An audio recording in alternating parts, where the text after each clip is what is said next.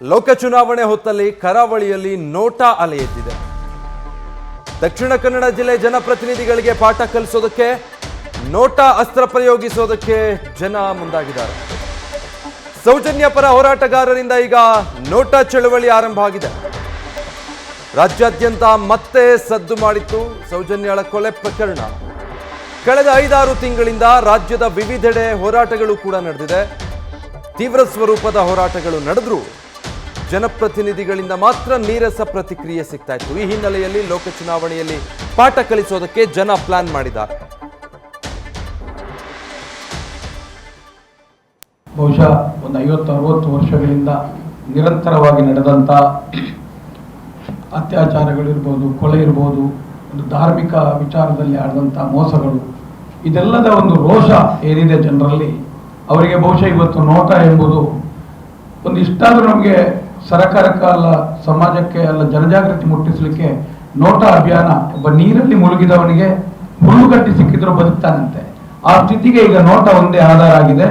ಅದರಿಂದಾಗಿ ಇವತ್ತು 50 ವರ್ಷಗಳಿಂದ ದಲಿತರಿರ್ಬೋದು, ಪಾಪದವರು ಇರ್ಬೋದು, ಧರ್ಮದ ವಿಚಾರದಲ್ಲಿ, ಬಡ್ಡಿಯ ವಿಚಾರದಲ್ಲಿ ವಿದ್ಯಾರ್ಥಿಗಳ ಅನೇಕ ಕೂಗುಗಳು ನಿಮ್ಗೆಲ್ಲರಿಗೂ ಗೊತ್ತಿದೆ.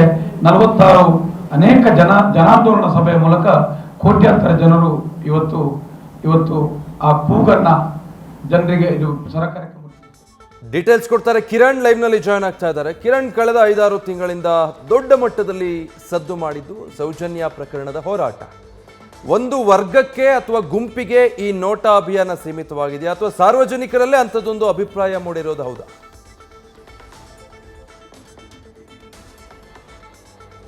ವಿಜಯ್, ಲೋಕಸಭಾ ಚುನಾವಣೆಗೆ ರಾಜಕೀಯ ಚಟುವಟಿಕೆ ಬಿರುಸುಗೊಂಡಿದೆ. ಒಂದ್ ಕಡೆ ಅಖಾಡ ರೆಡಿ ಆಗ್ತಾ ಇದ್ರೆ, ಇನ್ನೊಂದು ಕಡೆ ದಕ್ಷಿಣ ಕನ್ನಡ ಜಿಲ್ಲೆಯಲ್ಲಿ ನೋಟಾ ಅಭಿಯಾನ ಸದ್ದು ಮಾಡ್ತಾ ಇರುವಂಥದ್ದು.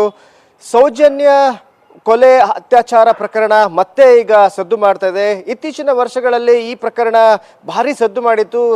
ಕೇವಲ ದಕ್ಷಿಣ ಕನ್ನಡ ಜಿಲ್ಲೆಗೆ ಮಾತ್ರ ಸೀಮಿತವಾಗದೆ ರಾಜ್ಯದ ಹಲವು ಭಾಗಗಳಲ್ಲಿ ಇದರ ವಿರುದ್ಧ ಹೋರಾಟಗಳು ಆರಂಭವಾದವು.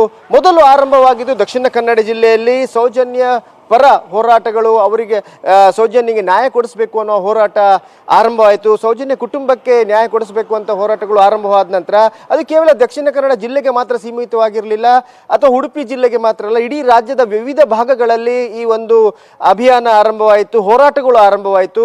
ಆದರೆ ಈ ಒಂದು ಅಭಿಯಾನ ಈಗ ಇಲ್ಲಿಗೆ ನಿಂತಿಲ್ಲ. ಯಾಕಂದ್ರೆ ಒಂದು ಕಡೆಯಿಂದ ಹೋರಾಟಗಾರರ ಆರೋಪ ಏನಂತ ಹೇಳಿದ್ರೆ, ಸೌಜನ್ಯ ಪರ ಹೋರಾಟಗಾರರಿಗೆ ಅಥವಾ ಸೌಜನ್ಯರಿಗೆ ನ್ಯಾಯ ಒದಗಿಸುವ ನಿಟ್ಟಿನಲ್ಲಿ ಜನಪ್ರತಿನಿಧಿಗಳಾಗಲಿ ಅಥವಾ ರಾಜಕೀಯ ನಾಯಕರಾಗಲಿ ಯಾವುದೇ ಪ್ರಯತ್ನಗಳನ್ನು ಮಾಡಲಿಲ್ಲ. ಇನ್ನುವರೆಗೂ ಸೌಜನ್ಯಗೆ ನ್ಯಾಯ ಸಿಗಲಿಲ್ಲ. ಕೆಲವು ಆಶ್ವಾಸನೆಗಳ ಕೊಟ್ಟರು ಮಾತ್ರ, ಆದರೆ ಇಲ್ಲಿವರೆಗೂ ಅದನ್ನು ಈಡೇರಿಸಲಿಲ್ಲ ಅನ್ನೋ ಒಂದು ಆರೋಪ. ಈ ಹಿನ್ನೆಲೆಯಲ್ಲಿ ಈ ಲೋಕಸಭಾ ಚುನಾವಣೆ ಸಂದರ್ಭದಲ್ಲಿ ನೋಟಾ ಅಭಿಯಾನವನ್ನ ಆರಂಭಿಸಬೇಕು. ಯಾಕಂದ್ರೆ ರಾಜಕೀಯ ನಾಯಕರುಗಳಿಗೆ ಈ ಲೋಕಸಭಾ ಚುನಾವಣೆಗಳು ತುಂಬಾ ಇಂಪಾರ್ಟೆಂಟ್ ಆಗುತ್ತೆ. ಈ ಸಂದರ್ಭದಲ್ಲಿಯೇ ನೋಟಾ ಅಭಿಯಾನ ಆರಂಭ ಮಾಡಿ ಚಾಟಿಯೇಸು ಬೀಸಬೇಕು ಅನ್ನೋ ಒಂದು ಹೋರಾಟಗಾರರ ಒಂದು ಮನವಿ. ಈ ಹಿನ್ನೆಲೆಯಲ್ಲಿ ಜನರ ಮುಂದೆ ಹೋಗ್ತೇವೆ, ಅಭಿಯಾನ ಆರಂಭಿಸ್ತೇವೆ. ಕೇವಲ ಮಂಗಳೂರು ಮಾತ್ರ ಅಲ್ಲ, ದಕ್ಷಿಣ ಕನ್ನಡ ಜಿಲ್ಲೆ 8 ವಿಧಾನಸಭಾ ಕ್ಷೇತ್ರ ವ್ಯಾಪ್ತಿಯಲ್ಲೂ ಕೂಡ ಅಭಿಯಾನಕ್ಕೆ ಚಾಲನೆ ನೀಡ್ತೇವೆ. ಕೆಲವೇ ದಿನಗಳಲ್ಲಿ ಸುಳ್ಯದಲ್ಲಿ ಬಹಿರಂಗ ಸಭೆ ನಡೆಸಿಕೊಂಡು ಈ ಒಂದು ಅಭಿಯಾನಕ್ಕೆ ಚಾಲನೆ ಕೊಡ್ತೇವೆ.